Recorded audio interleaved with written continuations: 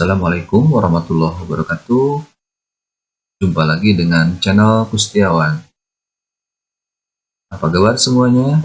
Semoga kita semua selalu ada dalam lindungan Allah Subhanahu wa Ta'ala dan tidak kurang suatu apapun. Amin amin amin ya Allah ya rabbal alamin. Nah, dalam video kali ini saya akan sharing materi akuntansi perusahaan jasa, di mana dalam akuntansi perusahaan jasa ini ada suatu transaksi. Biasanya transaksinya dicatat dalam jurnal umum.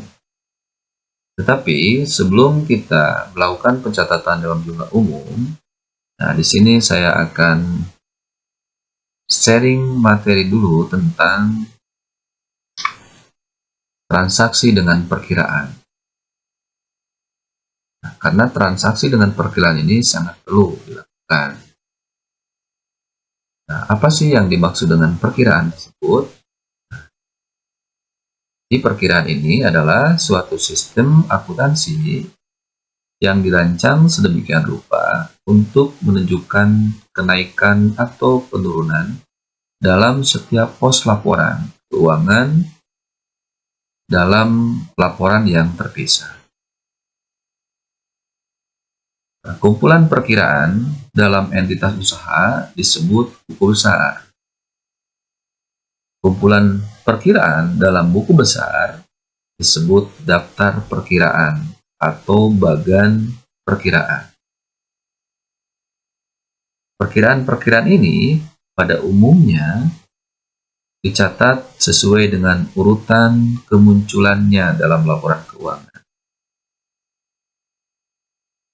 Perkiraan raca umumnya muncul lebih dulu dengan urutan aktiva, kewajiban, dan ekuitas pemilik.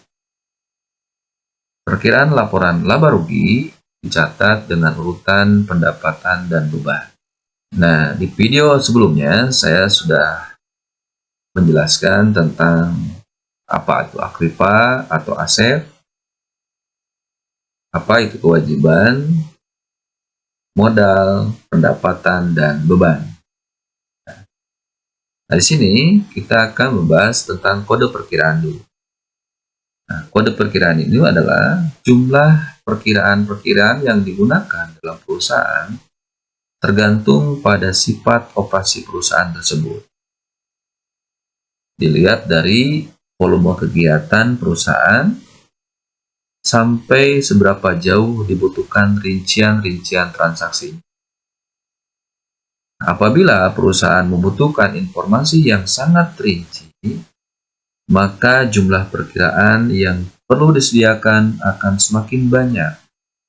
Nah, contohnya, dalam suatu perusahaan tertentu, mungkin perlu disediakan perkiraan-perkiraan sendiri untuk masing-masing beban listrik misalkan, beban telepon, dan beban air. Nah, sedangkan dalam perusahaan yang lain, transaksi-transaksi yang bersangkutan, nah, dengan beban tersebut mungkin dicatat dalam satu perkiraan. Misalkan disebut perkiraan macam-macam beban. Apabila perkiraan yang terdapat dalam buku besar sudah cukup banyak jumlahnya, maka perkiraan biasanya diberi kode berupa nomor. Nama-nama perkiraan beserta nomor kode disusun dalam suatu daftar yang disebut daftar kode perkiraan. Nah, pemberian kode perkiraan ini dapat dilakukan dengan berbagai cara atau berbagai variasi. Nah, tergantung dari kebijakan-kebijakan dari manajemen keuangan tersebut. Nah, walaupun pemberian nomor berbeda, tetapi pada umumnya dalam cara bagaimanapun selalu bertitik tolak pada pengkelompokan perkiraan-perkiraan dalam 5 golongan, ya. Yaitu pertama aktiva, yang kedua hutang, yang ketiga modal, yang keempat pendapatan, dan yang kelima golongan beban. Oke, kita lihat di sini golongan daripada aktiva tersebut. Oke, kita lihat di sini ada kode dan kelompok perkiraan. Nah, seperti yang sudah disebutkan di slide yang sebelumnya, bahwa dalam perusahaan jasa ini ada 5 kelompok perkiraan ya. Yang pertama aset, kewajiban, modal, pendapatan, dan beban. Nah, di kelompok 1 ini ada aset ya, aset atau aktiva di kelompok 1. Nah, maka di sini yang ada di dalam aktiva itu ada kas, ada piutang, ada perlengkapan, ada beban dibayar di muka. Nah, ini yang termasuk dengan aktiva lancar ya sampai sini. Nah, di sini aktiva tetapnya ini ke sini ya. Dari mulai tanah, peralatan, akumulasi, gedung.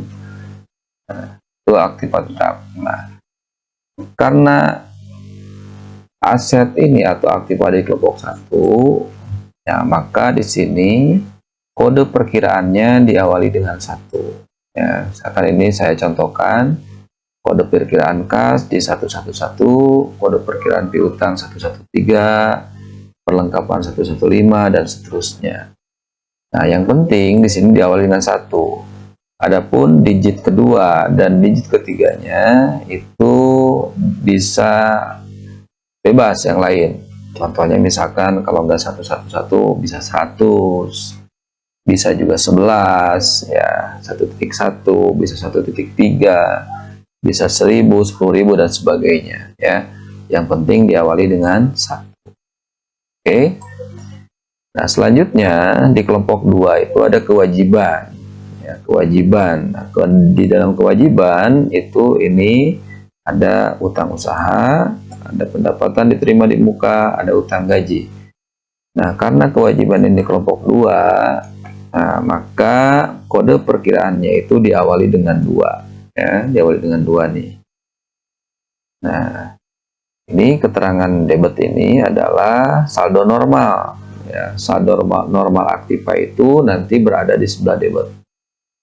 Dana saldo normal kewajiban itu ada di sebelah kredit ya. Oke. Kita lanjut ke slide berikutnya. Nah, di kelompok 3 di sini ada modal. Kelompok 3 ya, maka perkiraannya itu diawali dengan 3. Kode perkiraannya diawali dengan 3. Ya, misalkan di sini ada modal Tuan X, ada 311 ya. Terus juga ada FRAIP ya, pengambilan pribadi pemilik perusahaan itu disebut dengan FRAIP. Ini saya contohkan dengan 315 ya. Sebetulnya misalkan bisa ini 300 juga bisa, 310 juga bisa ya, yang penting diawali dengan 3 seperti tadi. Nah, ini saldo normal daripada modal ini ya, modal Tuan X ini ada di sebelah kredit ya, saldo normal modal. Nah, tetapi di sini kalau saldo modal FRAIP itu ada di sebelah debit ya. Nah, yang keempat di sini ada pendapatan. Pendapatan itu berada di kelompok keempat. Nah, di sini saya contohkan ada pendapatan jasa ya, diawali dengan 4 ya. Nah, saldo normalnya itu ada di sebelah kredit. Nah, yang kelima terakhir itu ada beban. Nah, beban ini ada di kelompok 5. Maka kode perkiraannya diawali dengan 5 ya. Saya contohkan 511, 512, 513, dan sebagainya. Ini macam beban ya. Nah, beban ini saldo normalnya ada di sebelah debit ya. Nanti akan kelihatan di karakteristik perkiraannya ya, saldo normalnya. Baik, kita lanjut ke slide berikutnya. Nah, di sini kita akan membahas karakteristik perkiraan. Nah, ada 3 dalam karakteristik perkiraan itu. Pertama adalah setiap perkiraan mempunyai judul ya. Nah, mempunyai judul. Nah, nama transaksi yang akan dicatat dalam transaksi tersebut itu namanya judul. Yang kedua, setiap perkiraan mempunyai ruang untuk mencatat peningkatan jumlah pos atau item yang bersangkutan. Dan yang ketiga, setiap perkiraan ini mempunyai ruang untuk mencatat penurunan, ya. Perbedaan yang kedua dan ketiga, kalau kedua ini peningkatan, ya, kalau ketiga ini ada penurunan. Oke, kita lihat di sini. Nah, ya. Nilai transaksi yang dicatat di sisi kiri, nah, di sebuah perkiraan tanpa melihat judul perkiraannya disebut debit, ya, ke perkiraan tersebut nanti, ya, di sini. Nah, jika debit dimasukkan ke dalam perkiraan, maka perkiraan tersebut telah didebit. Nah, nilai transaksi yang dicatat di sisi kanan dinamakan kredit dan perkiraan tersebut telah dikredit. Nah, ini kita lihat, ya.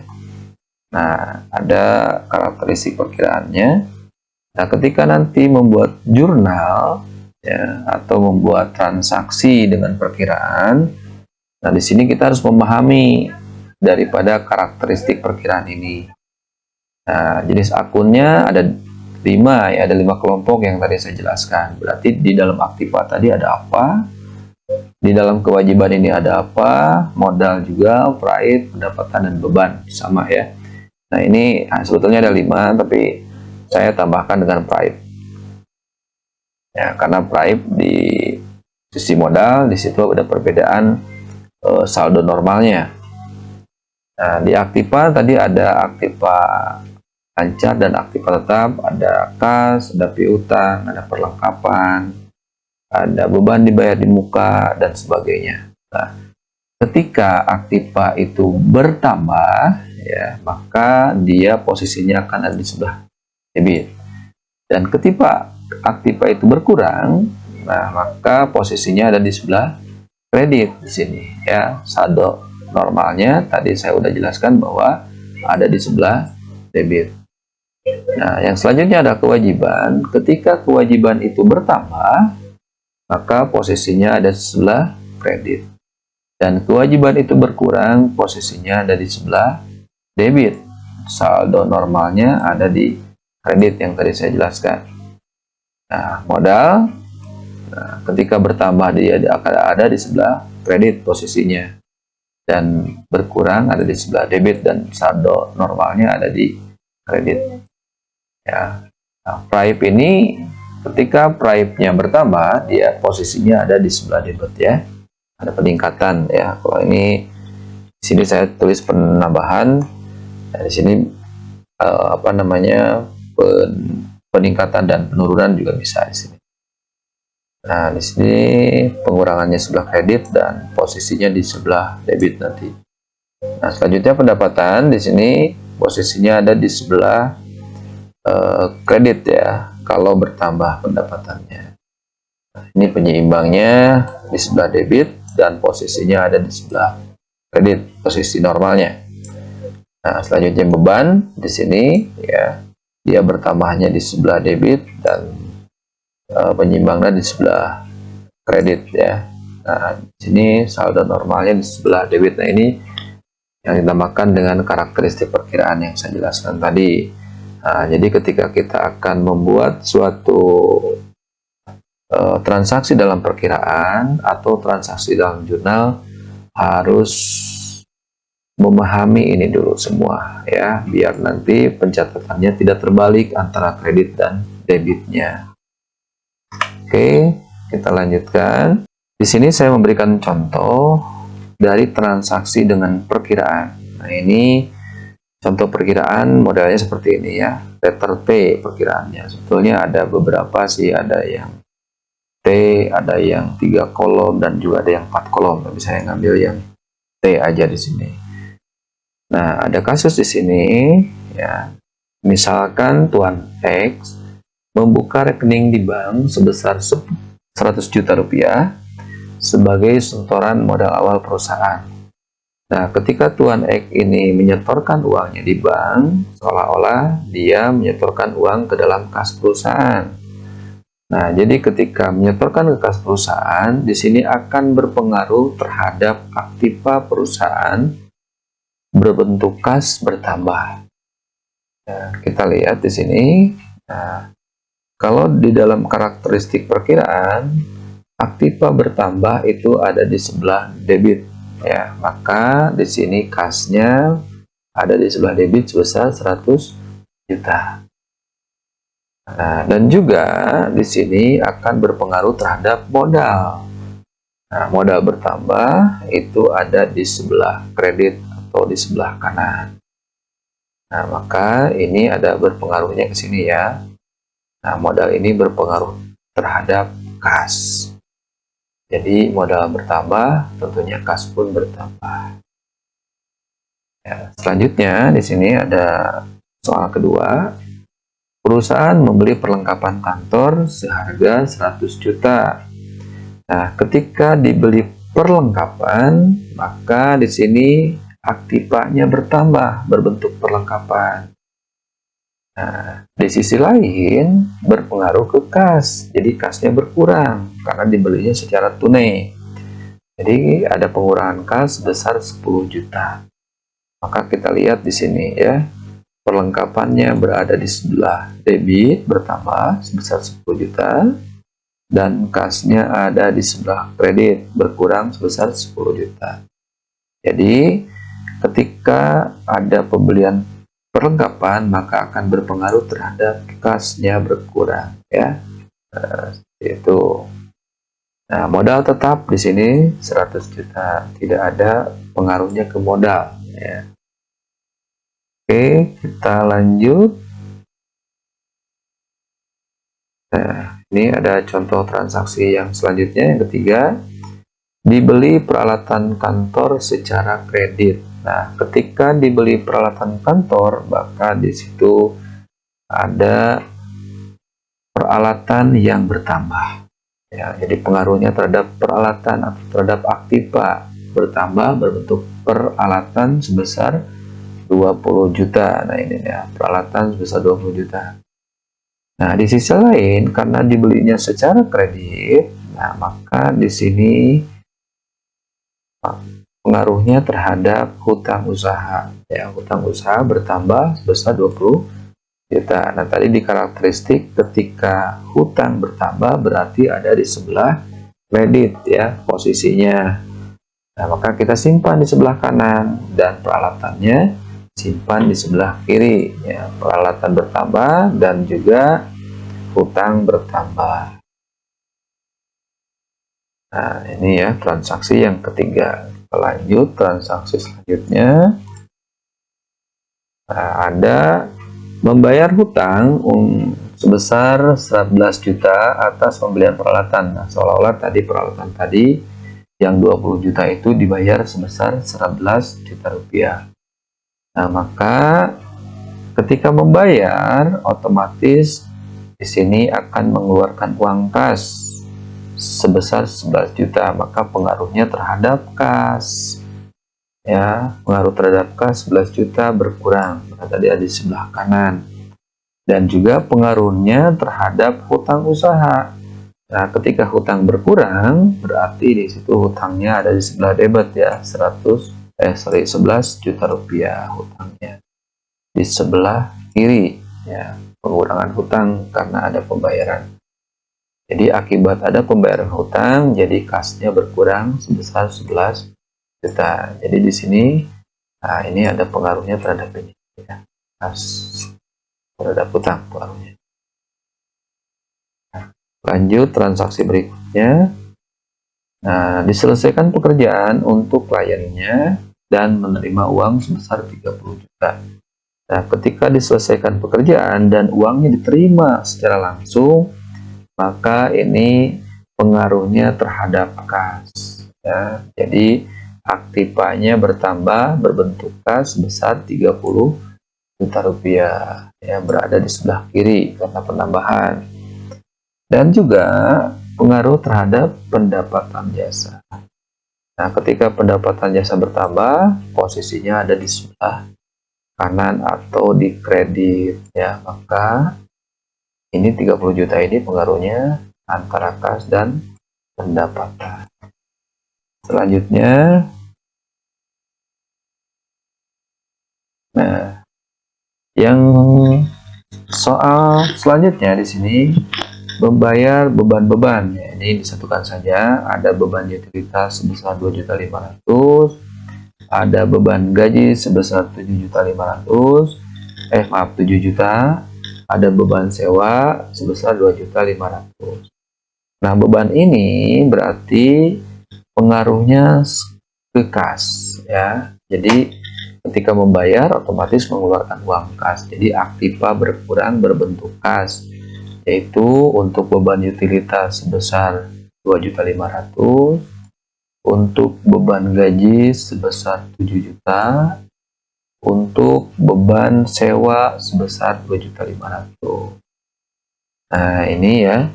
Jadi tetap beban-bebannya pun ditulis di sini, dicatat ya. Beban utilitasnya ini beban utilitas ya, terus beban gajinya sini kita catat ya, terus beban sewanya kita catat di sini.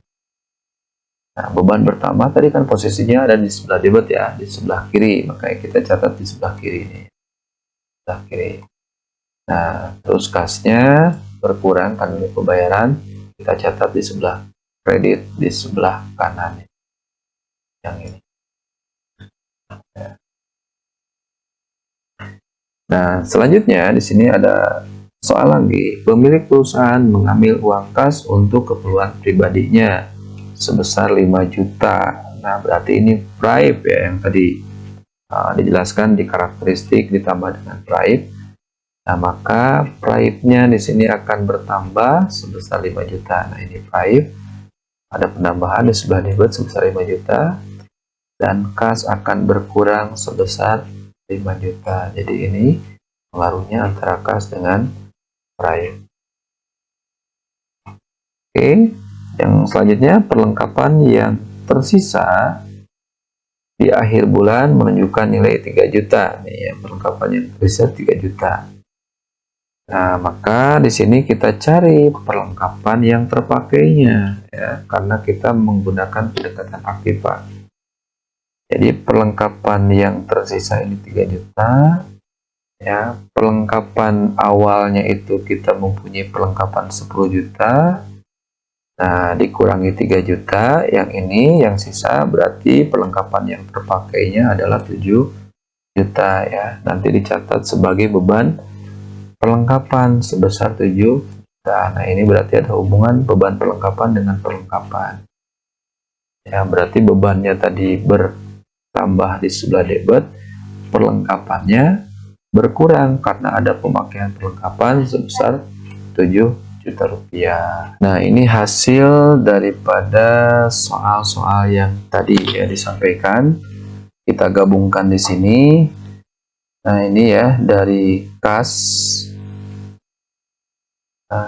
Kas ya, di sini ada saldo kas awal itu ada 1 juta. Nah, di sini ada pendapatan jasa 30 juta. Nah, saldonya berarti saldo debitnya ini 130 juta. Nah, saldo kreditnya di sini ada apa namanya tadi, ada pembelian perlengkapan di sini 10 juta. Pembelian perlengkapan secara tunai, ada membayar hutang 11 juta, ada membayar beban utilitas 2.500.000, membayar beban gaji 7 juta, membayar beban sewa 2.500.000, dan bribe 5 juta. Jadi saldo kreditnya 38 juta. Nah, berarti nanti kalau kita melihat saldo kas, jadi 130 dikurangi 38 juta ya, berarti 92 jutaan ya saldo kasnya.